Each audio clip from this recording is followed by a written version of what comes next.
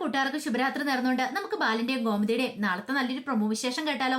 അതിനു മുമ്പായിട്ട് ആദ്യമായി കാണുന്നുണ്ടെങ്കിൽ ചാനൽ ഇഷ്ടപ്പെട്ട ഒന്ന് സബ്സ്ക്രൈബ് ചെയ്യാൻ മറക്കരുത്. വീഡിയോ ഇഷ്ടപ്പെടുവാണെങ്കിൽ ലൈക്ക് ചെയ്യാനും കമന്റ് ചെയ്യാനും മറക്കരുത് കേട്ടോ. അപ്പൊ നമുക്ക് നേരെ വിശേഷത്തിലേക്ക് പോയാലോ. അങ്ങനെ നാളത്തെ വിശേഷം നമ്മൾ കാണുന്നേ ആര്യം മുറി വന്ന് മിത്രയോട് സംസാരിച്ചുകൊണ്ടിരിക്കണം. അപ്പൊ പകലൊന്നും ആരും വീട്ടിലില്ലായിരുന്നു. ആലുവയ്ക്ക് ഒരു ഇന്റർവ്യൂവിന്റെ കാര്യത്തിനായിട്ട് പോയിരിക്കുമായിരുന്നു. അങ്ങനെ സംസാരിച്ചുകൊണ്ടിരിക്കുന്ന സമയത്താണ് ബെഡില് ഒരു കവറും അതിന് പുറത്ത് 100 ഇരിക്കുന്നുണ്ട്. ഇത് കണ്ടപ്പോ ആന ഒരു നിമിഷം നോക്കുകയാണ്.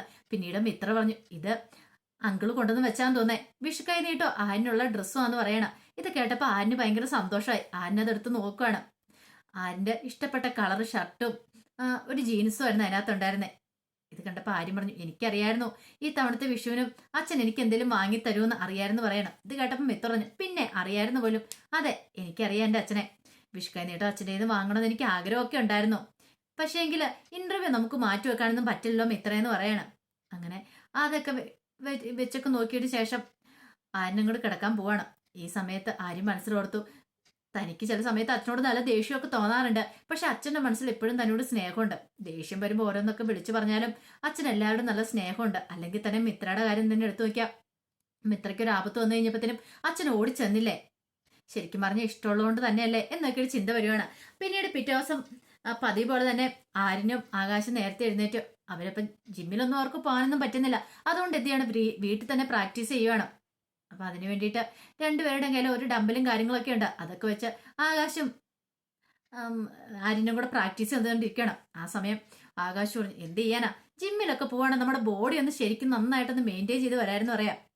ആര്യം പറഞ്ഞ് നല്ല കഥയായിപ്പോയി, അതൊക്കെ നമുക്ക് പറ്റുമെന്ന് ചോദിക്കണം. അതുകൊണ്ടാ ഞാൻ ഈ 2 ഡമ്പലെങ്കിലും മേടിച്ചേ, ഇതെങ്കിലും മേടിക്കാൻ പറ്റിയ പാടെ എനിക്കറിയത്തുള്ളൂ ആകാശ് പറയണം. അങ്ങനെ അവര് ഓരോ കാര്യങ്ങളൊക്കെ പറഞ്ഞ് സംസാരിച്ചുകൊണ്ടിരിക്കുന്ന സമയത്ത് ആര്യനോട് ആകാശം ഇന്നലെ രാത്രി വന്നതിനെ കുറിച്ച് ചോദിക്കുന്നുണ്ട്. അപ്പൊ ആര്യം പറഞ്ഞു, അത് ഇന്നലെ അത്യാവശ്യമായിട്ട് ഒരു ഇന്റർവ്യൂ ഉണ്ടായിരുന്നു, അതിന് പോവാതിരിക്കാൻ പറ്റില്ലാത്തോണ്ടാന്ന് പറയണേ. എന്നിട്ട് എങ്ങനെയായി ഇന്റർവ്യൂവിന് പോയിട്ട്? കുഴപ്പമില്ല, പ്രതീക്ഷയ്ക്ക് വകയുണ്ട്, മിക്കവാറും കിട്ടുമായിരിക്കും എന്ന് പറയണം. എങ്ങനെയെങ്കിലും ഒന്ന് രക്ഷപ്പെടണമെന്ന് ആഗ്രഹമുണ്ട്. ഈ ഡെലിവറിയും കൊണ്ട് എത്ര കാലം മുന്നോട്ട് പോകാനായിട്ട് സാധിക്കും? മിത്രയുടെ ആവശ്യങ്ങൾ കൂടിക്കൂടി വരുള്ളൂ. കാരണം മിത്രയ്ക്ക് ഇപ്പൊ കുഴപ്പമില്ല, ഇനി അത് കഴിഞ്ഞ് കഴിയുമ്പോഴത്തേനും മിത്രനെ വല്ല കോച്ചിങ് സെന്ററിലും ചേർക്കണം. IAS-ന് അവൾക്ക് പ്രിപ്പയർ ചെയ്യണ്ടേ. അപ്പൊ കുറച്ച് പൈസയൊക്കെ ആകും. ഇത്ര പൈസ കൊണ്ടൊന്നും ഒന്നും ആവാൻ പോകുന്നില്ല. ആളുടെ മുന്നേ കൈ നീട്ടാൻ പറ്റില്ലല്ലോ. അതുകൊണ്ട് ഞാനൊരു ജോലി അന്വേഷിക്കണമെന്ന് പറയാം. ആകാശ് പറഞ്ഞു, അല്ല അങ്ങനെയൊക്കെ ജോലി കിട്ടുവാണെങ്കിൽ നമ്മളവിടെ പോയി നിന്ന് ജോലി ചെയ്യേണ്ട വരത്തില്ലേ? അതിന് മിത്ര സമ്മതിക്കുമോ എന്ന് ചോദിക്കുകയാണ്. അല്ലെങ്കിൽ അച്ഛൻ വീട്ടിൽ സമ്മതിക്കുമെന്ന് തോന്നുന്നുണ്ടോ? അതിനെക്കുറിച്ച് ഞാനിപ്പോൾ ചിന്തിച്ചിട്ടില്ല, നോക്കട്ടെ. ആദ്യം ഇന്റർവ്യൂ പാസ്സായി അത് കിട്ടുമോ ഇല്ലയെന്ന് അറിയട്ടെ എന്നൊക്കെ പറയണം. അങ്ങനെ അവിടെ സംസാരിച്ചുകൊണ്ട് എക്സസൈസ് ഒക്കെ ചെയ്യണ സമയത്താണ് അലോ ഇങ്ങോട്ടേക്ക് വരുന്നത്. അലോക് വീണ്ടും മുറ്റത്തിറങ്ങി നോക്കിയപ്പോൾ തന്നെ ഇവർ രണ്ടുപേരും മുറ്റത്തുനിന്ന് ഭയങ്കര എക്സസൈസും കാര്യങ്ങളൊക്കെയാ. അലോകൻ അങ്ങ് ഇഷ്ടപ്പെട്ടില്ല. ഒരു പണി കൊടുത്താലോ എന്ന് അലോക് വിചാരിക്കുകയാണ്. അങ്ങനെയാണെങ്കിൽ നല്ല ഒന്നാന്തരം പണി തന്നെ കൊടുക്കാം. പിന്നീട് അലോക് വലിയ ആളും വിളിച്ച് പോക്കറ്റിൽ നിന്ന് ഫോണൊക്കെ എടുത്തു. എന്നിട്ട് ഹലോ പറയാണ്, നീ എവിടെയാടാന്ന് ചോദിക്കണം. ഞാൻ ജിമ്മിലാ. ഓ, നീ ഇപ്പോഴും ജിമ്മിലാണോ? എടാ എന്ത് കാണിക്കാനാടാ നീ ജിമ്മിൽ പോകുന്നേ? നിന്റെ കോലം എന്താടാ, നമ്പോലിനെ പോലെ ഇങ്ങനെ ഇരിക്കണം. നീ ജിമ്മിൽ പോയിട്ട് എന്ത് ചെയ്യാനാ? എടാ ഒരു 2 കിലോ വെയിറ്റ് പോലും നിന്നെ കൊണ്ട് എടുക്കാൻ പറ്റുമോ? ആകാശിനെ ആര്യനെ നോക്കിയാണ് ഇത് പറയണേ. അവർക്ക് മനസ്സിലായി പണി തരുന്നാന്ന്. ആര്യം പറഞ്ഞു, തുടങ്ങിയല്ലോ ആകാശേട്ടാ എന്ന് പറയണ. ഇവന് വേറൊരു പണിയില്ലേ? വേറുള്ളവരെന്തേലും ചെയ്യുമ്പോഴത്തേക്കും കണ്ണിക്കടിയായിട്ട് വന്ന് നിൽക്കും. ഈ സമയം അലോക് വീണ്ടും ഫോണിൽ കൂടെ സംസാരിക്കുകയാണ്. ഓ, അതൊക്കെ ഞാന്. എടാ എന്നെ പോലെയൊക്കെയുള്ള മസിലൊക്കെ ആരെ കൊണ്ട് ഇങ്ങനെയൊക്കെ മെയിൻറ്റെയിൻ ചെയ്ത് കൊണ്ടുപോകാണ്ട് സാധിക്കും എന്നും പറഞ്ഞിട്ട് മസിലൊക്കെ ഒന്ന് വെരിപ്പിച്ച് കാണിക്കുകയാണ്. ഇങ്ങനെ വേണം, അല്ലാതെ ഒരുമാതിരി ഈ കോഴിയുടെ മസിൽ പോലെ മസിലും വെളുപ്പിച്ച് നടക്കാൻ നിനക്കൊക്കെ നാണമില്ലാടാന്നൊക്കെ ചോദിച്ച് കളിയാക്കിക്കൊണ്ട് ഇങ്ങനെ ഇരിക്കുകയാണ്. ആ സമയം മിത്ര അകത്തു നിങ്ങളുടെ ഇറങ്ങി വന്നു. മിത്രയെ കണ്ടതും അലോക് ഒരു നിമിഷം ഫോൺ സംഭാഷണം അങ്ങ് നിർത്തി. മിത്ര രൂക്ഷമായിട്ട് നോക്കുവാണ്. മിത്ര കുറച്ച് കാര്യങ്ങളൊക്കെ കേട്ടി പറയണേ. ഓഹോ, അപ്പൊ അങ്ങനെയാണ് കാര്യം. അങ്ങനെയാണ് ഇത് വെറുതെ വിട്ടിട്ട് കാര്യമില്ലോ. മിത്ര രൂക്ഷമായിട്ട് അലോകിനെ ഒന്ന് നോക്കി കഴിഞ്ഞപ്പോഴത്തേനും അലോക് പെട്ടെന്ന് ഫോൺ സംഭാഷണം അങ്ങനെ അവസാനിപ്പിക്കുകയാണ്. എന്നിട്ട് ഒന്നും മിണ്ടാതെ വാലും ചുരുട്ടി അങ്ങോട്ട് കയറി പോവാണ്. ഒരു നിമിഷം ആകാശം അറിഞ്ഞോർത്തു, ഇതെന്താ സംഭവം എന്ന് പോലും അവർക്ക് മനസ്സിലായില്ല. അപ്പോഴാണ് മിത്രയെ കാണുന്നത്. മിത്രനെ കണ്ടു കഴിഞ്ഞപ്പോ എന്തിനാ അവൻ പെട്ടെന്ന് തന്നെ ഓടിക്കേറി പോയെന്ന് ചോദിക്കാം.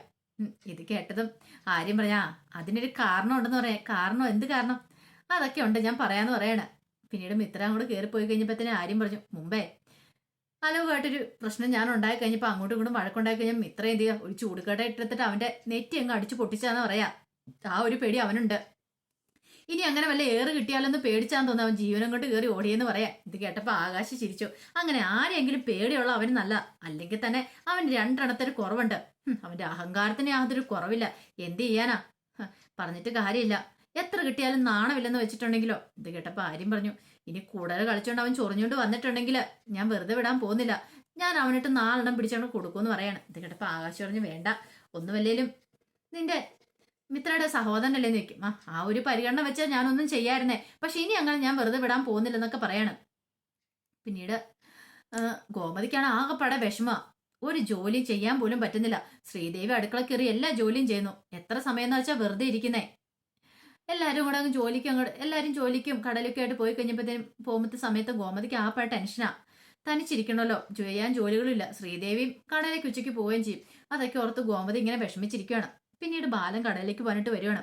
കടയിലേക്ക് പോകാനായിട്ട് വന്നു കഴിയുമ്പോഴത്തേനും ആകാശും ആര്യനും അവരെല്ലാവരും കൂടെ അങ്ങോട്ട് വന്നു. പിന്നീട് അതിനുശേഷം ബാലൻ ആകാശിനോട് കടയിലെ കാര്യങ്ങളെ കുറിച്ച് ചോദിക്കുന്നുണ്ട്. ഇന്നലെ പറഞ്ഞേപ്പിച്ച ജോലികളൊക്കെ ചെയ്തോന്നൊക്കെ ചോദിക്കുമ്പോൾ ആകാശോട് ചെയ്തച്ചാന്ന് പറയണം. അല്ല, നിന്നോട് ആ കടയിലെ സാധനങ്ങളെ ലിസ്റ്റ് എടുക്കാനും ആ കട ഓർഡർ കൊടുക്കാനൊക്കെ പറഞ്ഞു. അത് എല്ലാം സെറ്റ് ചെയ്ത് ഗോഡൌണിലേക്ക് എത്തിക്കാൻ പറഞ്ഞു. അതൊക്കെ ചെയ്തോന്ന് ചോദിക്കുക. അതെല്ലാം ചെയ്തെന്ന് പറയണ, എല്ലാ കാര്യങ്ങളും ചെയ്തെന്ന് പറഞ്ഞു. പക്ഷേങ്കിൽ ആ കടക്കാരനോട് കടക്കാരൻ വിളിക്കാൻ പറഞ്ഞ കാര്യം മാത്രം ആകാശ് പറയാൻ മറന്നുപോയി. കാരണം ചെറിയ എമൗണ്ടില്ല, കുറച്ച് വലിയ എമൗണ്ടിന്റെയാണ് കച്ചവടം നടത്തുന്നത്. അപ്പൊ അത് പറയാൻ മറന്നു പോയതുകൊണ്ട് അതിന്റെ പേരിൽ ഭയങ്കരമായിട്ട് ആകാശിനോട് കിടന്ന് ബാലൻ ദേഷ്യപ്പെടുന്നുണ്ട്. നിനക്കൊക്കെ എന്ത് ഓർമ്മയാടാ, ഒരു ഓർമ്മയില്ല, വല്ലതും ചിന്തിച്ചോണ്ട് നടന്നോളും. അതെങ്ങനെയാ ഇവിടുത്തെ കാര്യത്തിന് നിനക്കൊക്കെ എന്തെങ്കിലും ഒരു ചൂടുണ്ടോ? അല്ലെങ്കിൽ നീ ഓരോ പറയേണ്ട കാര്യങ്ങളൊക്കെ നേരത്തെ കാലത്ത് പറയില്ലേ? പൈസയുടെ കണക്കുകളും കാര്യങ്ങളൊക്കെയാ, കൃത്യസമയത്ത് പൈസ കൊടുക്കണം, അല്ലെ ഞാൻ അല്ല നാണം കിടുന്നേ എന്നൊക്കെ പറയാണ്. അതിന് ആകാശ് പറഞ്ഞു, നാളെ അച്ഛായാലും പൈസ മേടിക്കാൻ വരുള്ളൂ എന്ന് പറയാണ്. നാളെ ആണെങ്കിലും ഇന്നാണെങ്കിലും ആ കൃത്യസമയത്ത് അയാൾ വരുന്ന സമയത്ത് ഞാൻ അവിടെ കടയെ കാണണ്ടേ? ഇല്ലെങ്കിൽ അതിന്റെ നാണക്കേട് ആർക്കാ? എനിക്കല്ലേ എന്നൊക്കെ ചോദിച്ചുകൊണ്ട് ആകാശിനെ ഭയങ്കര ദേഷ്യപ്പെടുകയാണ് ആകാശിനോട്. ഇത് കേട്ടപ്പോൾ ആര്യം പറഞ്ഞു, ഇപ്പൊ ഒരു ദിവസം താമസിച്ചു പോയെന്ന് ഓർത്തോണ്ടോ അല്ലെങ്കിൽ ഇച്ചിരി വൈകിയെന്ന് ഓർത്തോണ്ടോ കുഴപ്പമൊന്നും ഇല്ലോ എന്നൊക്കെ പറഞ്ഞ് ആകാശിനെ സപ്പോർട്ട് ചെയ്യും ആര്യൻ. അത് പക്ഷേ എങ്കിൽ ബാലൻ അങ്ങോട്ട് ഇഷ്ടപ്പെട്ടില്ല. നീ നിന്റെ കാര്യം നോക്കിയാൽ മതി, ഇവിടെ എന്ത് ചെയ്യണമെന്ന് എനിക്കറിയാന്നൊക്കെ പറയാം. ഗോമതിക്ക് ഭയങ്കര വിഷമായി. കാരണം ഈ ശ്രീദേവിയുടെ മുന്നിലും മീനാക്ഷിയുടെ മുന്നിലും ഒക്കെ ഇട്ടാണ് ഇങ്ങനെ ആകാശിനെ ആണെങ്കിലും അവരെ ഓരോരുത്തരും ചീത്ത പറയുന്നത്. അപ്പം കല്യാണം കഴിഞ്ഞ് അവർക്ക് ഭാര്യമാരൊക്കെ ഉണ്ടല്ലോ. അപ്പൊ എല്ലാവരുടെ മുന്നിട്ട് ചീത്ത പറയുമ്പം അവർക്ക് ഭയങ്കര നാണക്കേടാവുമല്ലോ എന്നൊരു ചിന്ത ഗോമതിയുടെ മനസ്സിലുണ്ട്. ഗോമതി പിന്നീട് ബാലനെ പറഞ്ഞ് മനസ്സിലാക്കാൻ ശ്രമിക്കുന്നുണ്ട്. അവന്റെ കാര്യങ്ങളൊക്കെ നോക്കിയല്ലോ, പിന്നെ എന്തിനാ ബാലേട്ടൻ ഇങ്ങനെയൊക്കെ പറയണേ? അതിന്റെ ആവശ്യമൊന്നും ഇല്ലാന്ന്. പക്ഷെ ബാലിന് അതും കൂടെ ഉൾക്കൊള്ളാൻ പറ്റിയില്ല. എന്തോ ആകാശ് വലിയ തെറ്റ് ചെയ്യുന്ന മട്ടില്ല കുറെ ചീത്തയും കൂടെ പറയാണ്. എന്നിട്ട് ബാലിനും കൂടെ പോവാ. ഗോമതിക്ക് ഭയങ്കര വിഷമായിപ്പോയി. പിന്നീട് ഗോമതി എന്ന ആകാശിനോട്, പോട്ടണം മോനെ, അച്ഛന്റെ സ്വഭാവം അറിയാവുന്നതല്ലേ, നീ വിഷമിക്കേണ്ട കാര്യമൊന്നും ഇല്ലാന്ന് പറയാം. ഇത് കേട്ടപ്പോ ആകാശ് പറഞ്ഞു, അതൊന്നും സാരമില്ലമ്മേ, അച്ഛൻ എപ്പോഴും ഇങ്ങനെയാന്ന് എനിക്ക് അറിയാലോ എന്ന് പറയാം. പിന്നീട് ഗോമതി പറഞ്ഞു, ഇനിയിപ്പോ അച്ഛൻ എന്തൊക്കെ പറഞ്ഞെന്ന് പറഞ്ഞാലും നിങ്ങളത് കാര്യമായിട്ട് എടുക്കണ്ട. നിങ്ങൾ ചേട്ടനേമാരും നമ്മൾ നല്ല ഒത്തൊരുമയോടെ വേണം പോവാനായിട്ട്. നാളെ ഒരു പ്രശ്നം ഉണ്ടായിട്ടുണ്ടെങ്കിൽ നിങ്ങൾ ഒരുമിച്ച് നിൽക്കണം. ആരും അങ്ങോട്ടും ഇങ്ങോട്ടും നമ്മൾ പറയരുത്. കാരണം കോമതിക്ക് ടെൻഷൻ ഉണ്ട്. 3 പേരുടെ കല്യാണം കഴിഞ്ഞു. മുമ്പായിരുന്നേ കുഴപ്പമില്ലായിരുന്നു. ഇപ്പോഴങ്ങനെയല്ല. കല്യാണം കഴിഞ്ഞോട് കൂടിയിട്ട് അവര് മൂന്നിതായി. അപ്പൊ ചിലപ്പോ ഭാര്യമാര് വന്നു കയറിയിരിക്കുന്ന പെണ്ണുങ്ങൾ നല്ല, അല്ലെങ്കിൽ കുടുംബത്തിൽ അലമ്പും പ്രശ്നമൊക്കെ ഉണ്ടാകും. ഇത്രയും കാലത്തെ പോലെയല്ല. ആ ഒരു ടെൻഷൻ ഉള്ളതുകൊണ്ടാണ് ഗോമതി അവർക്ക് ഓരോ കാര്യങ്ങൾ പറഞ്ഞു കൊടുക്കുന്നത്. കാരണം ഇനി ഭർത്താക്കന്മാരോട് വന്നു കഴിയുമ്പോൾ ഭാര്യമാർ എന്തെങ്കിലും പറഞ്ഞു കൊടുത്തിട്ട് അവർ തമ്മിലൊരു ഇഷ്യൂ ഉണ്ടാവുണ്ടല്ലോ. അപ്പൊ അതൊക്കെ ഗോമതി ഇങ്ങനെ പറഞ്ഞു കൊടുക്കുന്നുണ്ട്. ഇനി ഇത്രയും കാലത്തെ പോലെ തന്നെ ഇനി ഒത്തൊരുമയോടെ മുന്നോട്ട് പോകണം, നിങ്ങൾ തമ്മിൽ ഒരു പ്രശ്നം ഉണ്ടാവില്ലെന്നൊക്കെ പറയുന്നുണ്ട്. ആകാശം അതിനൊക്കെ പറഞ്ഞു, ആ കാര്യത്തിൽ അമ്മ പേടിക്കൊന്നും വേണ്ട, അങ്ങനെയൊന്നും ഒരിക്കലും ഞങ്ങൾ തമ്മിലൊരു പ്രശ്നം ഉണ്ടാകാൻ പോകുന്നില്ലെന്നൊക്കെ പറയാണ്. പിന്നീട് മീനാക്ഷിയും മിത്രയൊക്കെ പോകാനായിട്ട് ഇറങ്ങി കഴിയുമ്പോഴത്തേനുമാണ് അങ്ങോട്ടേക്ക് ഗോമതി വരുന്നേ. ഗോമതിയുടെ മുഖം കണ്ടപ്പോൾ എന്തോ പ്രശ്നമുണ്ടെന്ന് തോന്നി. എന്താ അമ്മയെന്ന് ചോദിക്കണേ? ഒന്നുമില്ലാന്ന് പറയാ. നിങ്ങളോട് എവിടെ നിന്ന് പോയി കഴിഞ്ഞാൽ എനിക്ക് ആകെപ്പാടെ ഒറ്റപ്പെട്ട ഒരു ഫീലാന്ന് പറയണം. എന്താ? ശ്രീദേവി അടുത്ത് ഇവിടെ ഉണ്ടല്ലോ എന്ന് പറയണം. പിന്നെ അവള് ചോറും പൊതിയായിട്ട് അങ്ങോട്ട് പോയിട്ടുണ്ടെ പിന്നെ കുറെ സമയം കഴിഞ്ഞിട്ടാ വരുന്നത്. ഞാനിവിടെ തനിച്ചിരിക്കേണ്ട വരും. എനിക്ക് ചെയ്യാൻ എന്തെങ്കിലും പണി ഉണ്ടാ കുഴപ്പമില്ല. മുമ്പൊക്കെ ആയിരുന്നു കുഴപ്പമില്ലായിരുന്നു. എല്ലാവരും പോയി കഴിഞ്ഞപ്പോൾ ഗോമതി വീട്ടിലെ പണിയും ചെയ്ത് വൈകുന്നേരം ആകുമ്പോഴത്തേനും ബാക്കി എല്ലാവരും വരും. അപ്പം സമയം പോകുന്ന അറിയില്ല. പക്ഷെ ഇപ്പൊ സമയം പോകാനായിട്ട് ഒരു മാർഗ്ഗവും ഇല്ല. അതൊക്കെ ഗോമതിയെ സംബന്ധിച്ചിടത്തോളം ഭയങ്കര ടെൻഷൻ ഉണ്ടാക്കുന്ന ഒരു കാര്യമായിരുന്നു.